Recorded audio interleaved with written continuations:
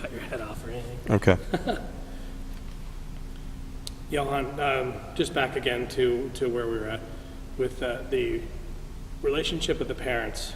That must be a shift for them too. They must not be 100% used to having that much interaction with the school. How did you make that transition happen, or how are you making that? It's a work in progress. I think that's one of the things we were talking about actually in faculty meeting this past week, that when parents hear from me, particularly, and mainly from the school, they think it's going to be a negative, and they think it's going to be a negative interaction, and sometimes it is, but what I need them to do is I need them to be involved, and we are putting together a parent engagement policy so that people feel like they have ownership of this school. I mean, when you go to a private school and you're paying $30,000 to $40,000 a year, you know very well that the parents are going to be there checking in on everything. They're stockholders. And what we're trying to do is get that same feeling across to all our parents. And that's why it's very important that everybody's paying something. We have a sliding scale tuition, and everybody is buying into the program. But I think that the parents are still not understanding as much as they could the idea of their voice here at the school. And I think their voice is an important one because it goes in tandem with ours. So. If I were to ask you to give me a 30-second elevator speech on TEDS, what would your 30 seconds be about? 10-hour days, 7:30 to 5:30, 11 months a year, September to July. Small student-to-teacher ratio, 1 to 8. A curriculum that is a middle school curriculum that's focused on the arts. We want students to be able to get up and express themselves. We feel that that's the best way to interact with kids, particularly at this age as they're coming into adulthood. And a school that makes excellent education affordable for all, and one that sets high expectations for kids and wants them to succeed and expects them to succeed. If I'm a corporation in this area, why am I concerned, about my neighborhood and about the neighborhood around me and the education that's going on around me? Well, for a corporation, we have a bunch in this neighborhood. We have Aetna, we have the Hartford, we have Travelers. They're all committed to downtown Hartford, and particularly to Asylum Hill.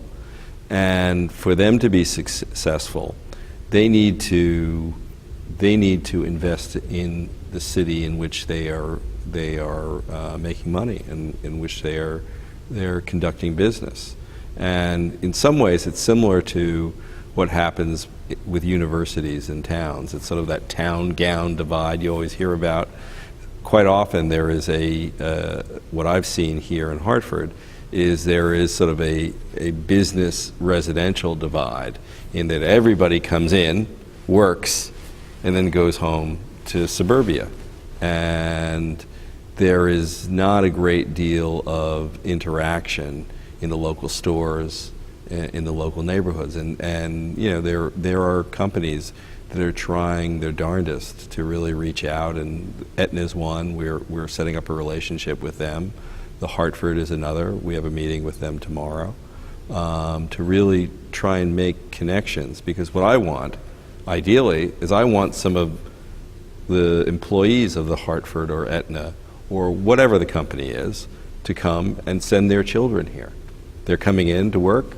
Their children can come with them, and they'll be here from 7:30 to 5:30, and it should work out logistically very well. And what I need to do is provide an excellent education, one that is focused on diversity, one that's focused on the arts, one that is really moving them to maturity, and not in an educational setting which is a homogeneous enclave, but one that really creates a great learning environment, because you have so many different perspectives.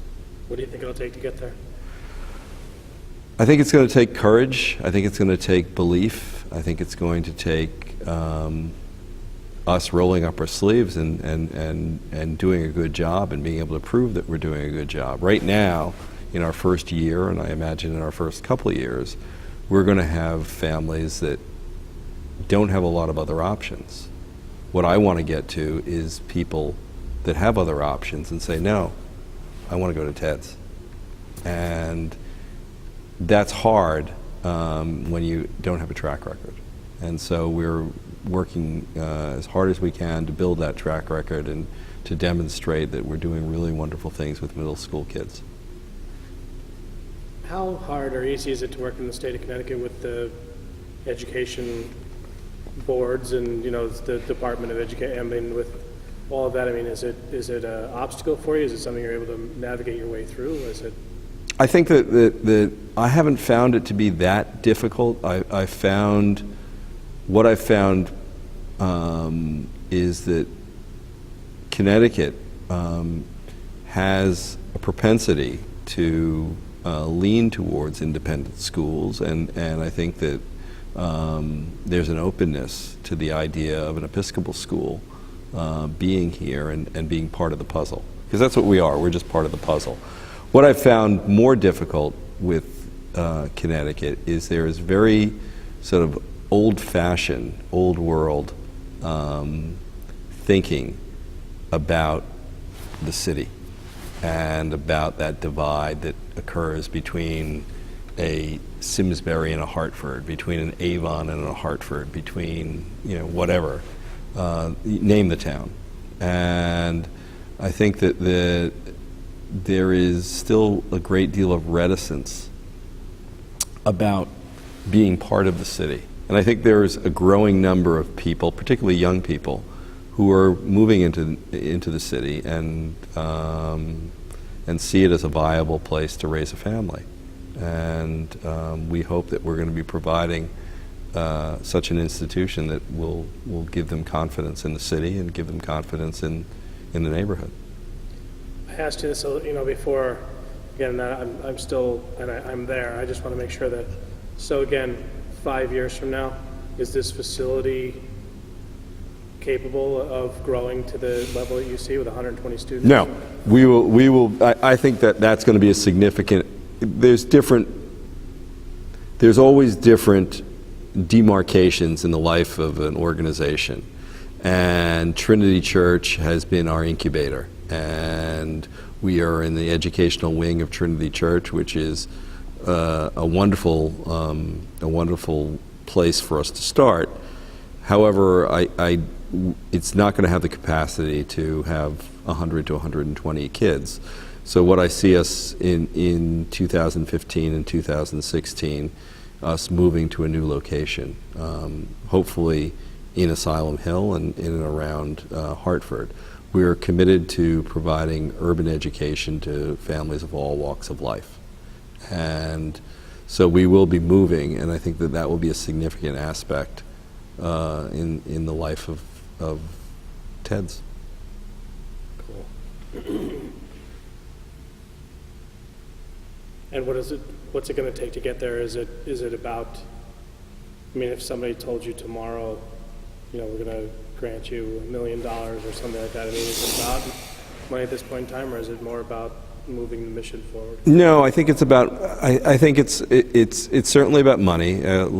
Everything in life sometimes comes down to money, but it's about courage and it's about belief.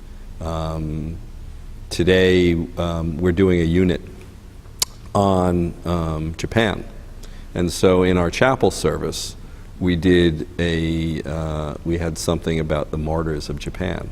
And we were talking to our students about what it means to really believe in something and what it means to believe in something even at the risk of your personal circumstances. And I think that what we need and what we have on our board are people who are committed to this type of work. And they recognize that it's going to take a lot of hard work, and that every year we're going to be trying to figure out how we're going to balance our budget and what we're going to do to make sure that educational opportunities are given to families that are not expected to succeed. And if we give them those opportunities, they will run with it. So it's going to take money, it's going to take courage, it's going to take belief in what we're doing. And my job is to try and put that all together amongst the families, amongst the board members, and utmost amongst the students. The students have to believe it. How is recruiting going? I mean, are you finding that this message is getting out there? We hope. We're starting to see that people say, "Oh yeah, we've heard of you. We've heard of TEDS," and so we expect that it will be better in year number 2 than it was in year number 1, and we hope that year number 3 will get that much easier as we build a track record and people start to believe, because there's natural, and I don't blame people. There's natural skepticism about a new venture like this. But I think that as long as we show benchmarks on where we've come and where we're going, and people see our school in action, they'll want to be part of it. Awesome. That's it. Great. I appreciate that. I just felt a little rush towards the end there. We Yeah. got Okay. the second half of that, which was great. Okay.